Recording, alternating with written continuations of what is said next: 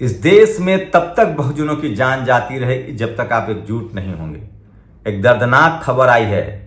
प्रधानमंत्री नरेंद्र मोदी की लोकसभा बनारस में एक बार फिर से सफाई कर्मचारी मौत के मुंह में चले गए। कोई टीवी अखबार नहीं दिखाएगा। इस देश में लाखों सफाई कर्मचारी मौत के मुंह में समा जाते। सोचिए, इस देश का कॉर्पोरेट धन्ना सेठ CSR के नाम पर अरबों खरबों का चुनावी चंदा देता है, लेकिन वो आप सोचिए कि वो 2% जो संवैधानिक कानून है कि इस देश के वेलफेयर के लिए देना है, वो पैसे नहीं देते। और सरकारें, इस देश की सरकारें सब कुछ कर सकती है, सफाई कर्मचारियों के लिए इक्विपमेंट्स नहीं खरीद सकती है। और इस देश में मुझे बताइए आप लोग गूगल करके कि कौन था वो प्रधानमंत्री जिसने सफाई कर्मचारियों की नौकरी को प्राइवेटाइज कर दिया। उसका नाम था अटल बिहारी वाजपेयी।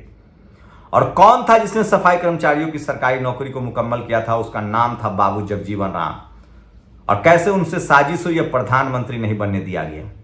तो वो तमाम बड़ी खबरें जो सोशल मीडिया पर वायरल है, आपके लिए बहुत जरूरी है, मैं लेकर आता हूं। ये वीडियो जरूर देखिएगा।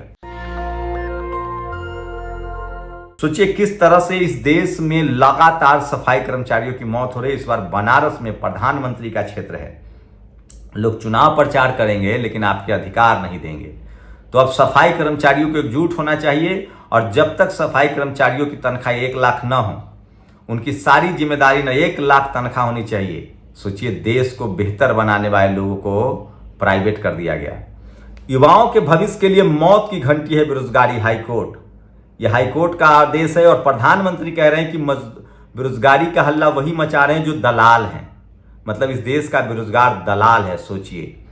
और याद है आपको मनोहर पर्रिकर, उनके नाक में पाइप लगा था, कैंसर सफरर थे, उसके बाद भी मुख्यमंत्री रहे, मंत्री रहे। लेकिन अगर आप SC ST OBC हैं तो आपके साथ ऐसा नहीं होगा। सुशील मोदी, जिन्होंने बीजेपी को बिहार में स्टैब्लिश किया, OBC समाज से आते हैं, गले के कैंसर से सफर कर रहे, उनका टिकट काट दिया गया, राज्यसभा भी नहीं भेजा गया। आप सोचिए। और घाटे का सौदा वंदे भारत से जितनी आय चलाने पर उसका 2.5 गुना खर्चा है। वंदे भारत घाटे में चल रहा है और बुजुर्गों से पैसा लिया जा रहा है, बच्चों से पैसा लिया जा रहा है। और लालू यादव को भ्रष्ट कहा जाता था। सोचिए, कहां बुलेट ट्रेन लाने की बात कर रहे हैं। और यह है सूर्या, तेजस्वी सूर्या की संपत्ति 5 साल में 30 गुना बढ़ी। सोचिए, 13 लाख रुपए से बढ़कर 4 करोड़ की संपत्ति हो गई तेजस्वी सूर्या की। तो पहले लखपति था, अब करोड़पति हो गया है। तो बीजेपी के नेता मंत्री करोड़पति हो रहे हैं और आप सोचिए। और अशोक महतो, लालू जी बहुत बहुत शुक्रिया, अशोक महतो को टिकट दिया गया है। अशोक महतो ने 72 बीघा जमीन मनुवादियों का छीनकर दलित पिछड़ों में बांट दिया था, इसलिए वो आइकॉन है। और लालू यादव का शुक्रिया। लेकिन वैशाली में चलेगा बहुजन। प्रधानमंत्री का स्लिप ऑफ टंग है जिसको लोग आज मुद्दा बना रहे हैं। उन्होंने कहा, वो हेलीपैड बोलना चाहते थे लेकिन कहा गया हेलीकॉप्टर। हेलीकॉप्टर से जब मैं रोड से आ रहा था, हेलीपैड से जब मैं उतरकर सड़क से आ रहा था, रोड से आ रहा था, कहना चाह रहे थे, तो हेलीकॉप्टर को हेलीपैड बोल गए। ज्यादा बोलेंगे तो गलतियां हो जाती है। लेकिन सोचिए, ये सब कुछ ट्रोल जो बीजेपी का है। और सोचिए, सुप्रीम कोर्ट में चंडीगढ़ वाला जो मेयर वाला घोटालेबाज है, उसने माफी मांग ली है।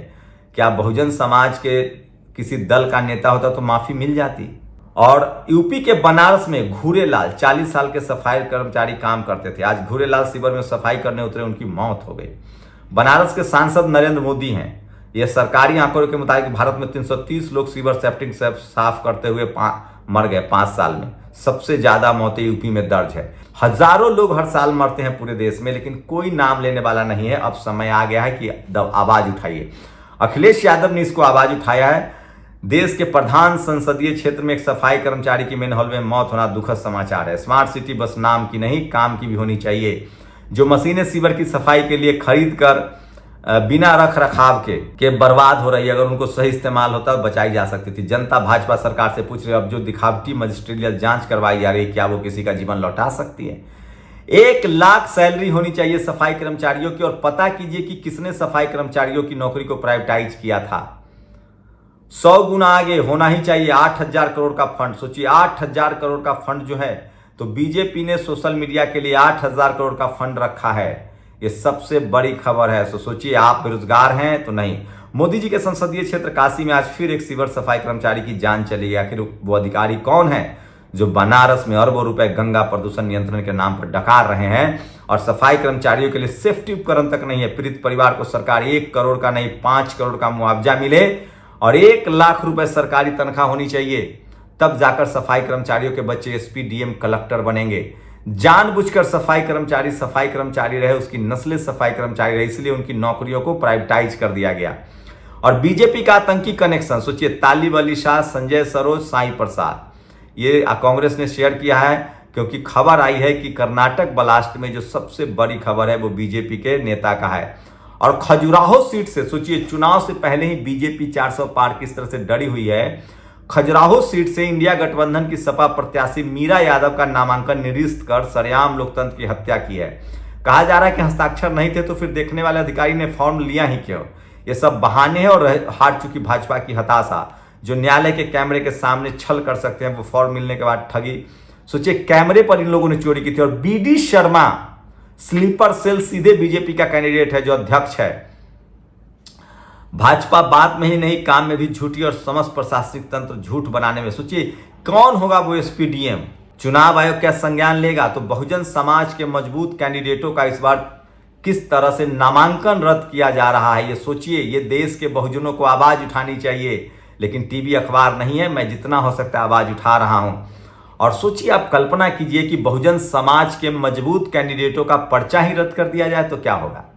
आप कल्पना कर सकते हैं। इसलिए मैं यूपी के लोगों से अपील करता हूं। यूपी 80 सीटें हैं, बहुत समझदारी से सपा बसपा आमने सामने हैं। आपको तय करना है, स्लीपर सेल से बचिए और सपा बसपा को जमकर वोट दीजिए और उनको संसद भेजिए। तब तक आपकी होशियारी बहुत जरूरी है।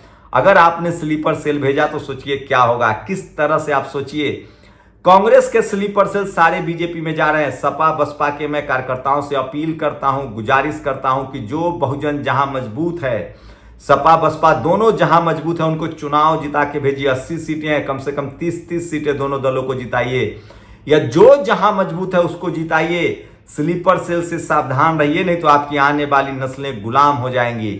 और सोचिए, उद्योगपतियों के लाखों करोड़ माफ करने वाले नरेंद्र मोदी वरिष्ठ नागरिकों तक से वसूली कर रहे हैं। भाजपा सरकार ने रेलवे में किराए मिलने वाली छूट खत्म कर 4 साल में बुजुर्गों से 5800 करोड़ झटक लिए। सोचिए, कहां वंदे भारत घाटे में चल रहा है और ट्रेन से यहां तक कि अब तो बच्चों का टिकट लिया जा रहा है। इसको राहुल गांधी ने संज्ञान में लिया है। और कहां बीजेपी 400 पार कह रही है, हवा निकली हुई है। और कहां खजुराहो में बहुजन समाज की बेटी का पर्चा ही रद्द कर दिया गया।